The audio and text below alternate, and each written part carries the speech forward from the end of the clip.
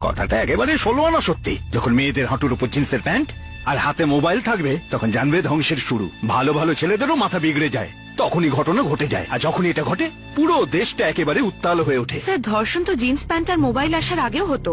আপনার মনে হয় না মহিলাদের স্বাধীনতায় হস্তক্ষেপ না করে পুরুষদের চিন্তা ভাবনা বদলানো উচিত? ওনাদের এটা বোঝানো উচিত যে পুরুষ আর নারী সমান সমান। আমাকে ক্ষমা করো মা, আমাদের এখানকার মা বোনের সাথে এইরকম ঘটনা কখনো ঘটে না। আমাদের বাড়ির মেয়েরা মাথা ঢেকে সংসারে চলে। আমাদের দেশকে একজন মহিলাই চালাতেন। কোন কোন রাজ্যে এখনো মহিলারাই মুখ্যমন্ত্রী। শহরে হাজার হাজার মেয়ে পুরুষদের সাথে কাঁধে কাঁধ মিলিয়ে চলছে, পয়সা রোজগার করছে, সংসার চালাচ্ছে, দেশ এগোচ্ছে। স্যার চুপ করো মেয়ে, চুপ করো।